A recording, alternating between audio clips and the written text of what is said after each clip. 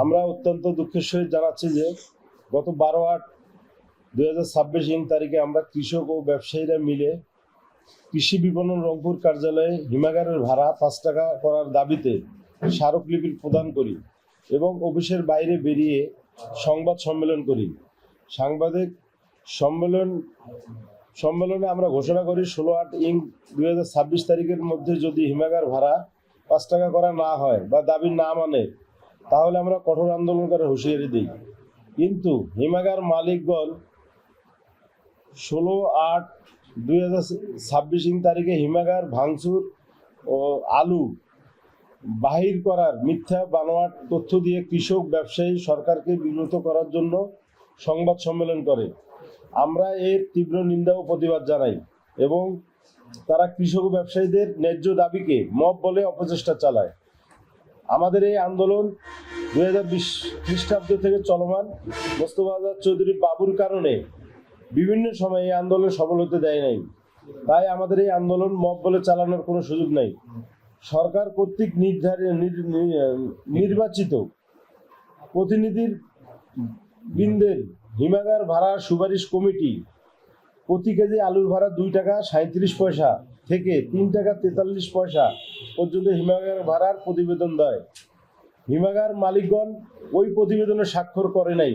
কৃষি মন্ত্রণালয় কৃষি বিপণন আমাদের সাথে 20/8/26 তারিখ পর্যন্ত সময় নিয়েছেন। এরপরেও যদি হিমাগার ভাড়া কমানো না হয় তাহলে 23/8/2026 তারিখের আপনার সাংবাদিক ভাইদের মাধ্যমে পরবর্তী কর্মসূচি ঘোষণা করা হবে।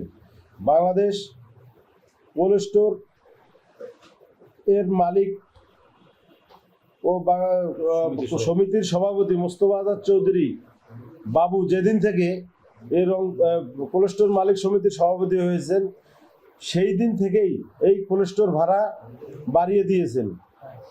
প্রতিটি হিমাগার ভাড়ায় উনি ওনার নিজস্ব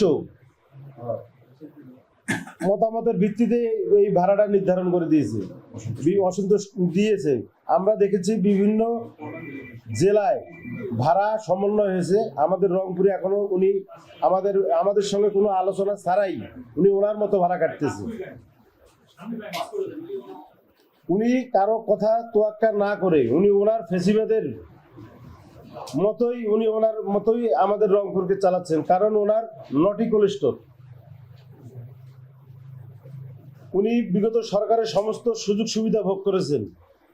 এখন সরকারকে বিভ্রান্ত করে দেশকে অস্থিতিশীল করার চেষ্টা করছে। চেম্বার অফ কমার্স ইন্ডাস্ট্রিজ ও প্রশাসনের মতো সংস্থাকে ব্যবহার করছে। প্রিয় সাংবাদিক ভাইয়েরা, আপনাদের মাধ্যমে কোল্ড স্টোর মালিকগণকে জানিয়ে দিতে চাই, সাধারণ চাষিদেরকে দয়া করে মামলার ভয় দেখাবেন না। এটা বিগত ফ্যাসিস্ট সরকারের ভাষা। প্রিয় সাংবাদিক ভাইয়েরা, রংপুর বাদে মোটামুটি সব জেলায় কৃষক ব্যবসায়ীদের সাথে মালিক পক্ষ সমঝোতা করেছে। মোস্তফা আজাদ চৌধুরী সভাপতি হওয়ার কারণে রংপুরে ভাড়ার বিষয়ে সমঝোতা হয় নাই। তার নিজস্ব 9টি হিমাগার রয়েছে। বিগত অন্তর্বর্তী সরকারের সময় ব্যবসায়ীগণ কৃষককে বাদ দিয়ে উনি কৃষি বিপণনের কিছু অসাধু কর্মকর্তাকে দিয়ে 6 টাকা 75 পয়সা ভাড়া নির্ধারণ করে যাওয়া অন্যায্য। আমরা রংপুর আলু চাষি ও ব্যবসায়ী কৃষকগণ এই ভাড়া প্রত্যাখ্যান করি।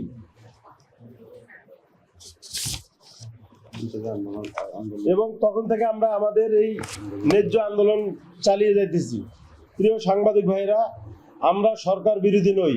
আমরা রংপুরে আলু চাষি, আমরা আমাদের ন্যায্য ভাড়ার দাবি করছি। আমরা সরকারের পতন চাই নাই। আমরা সরকার প্রধান বাংলাদেশের মাননীয় প্রধানমন্ত্রী তারেক রহমানের কাছে আকুল আবেদন জানাচ্ছি। উনি ওনার প্রতিনিধির মাধ্যমে যে ভাড়া নির্ধারণ করেছেন, এই ভাড়া 3 টাকা 43 পয়সা 3 টাকা 43 পয়সা অতি দ্রুত বাস্তবায়ন করে রংপুরের আপাময় আলু চাষি ও ব্যবসায়ীদের পাশে থাকবেন এই প্রত্যাশা করছি।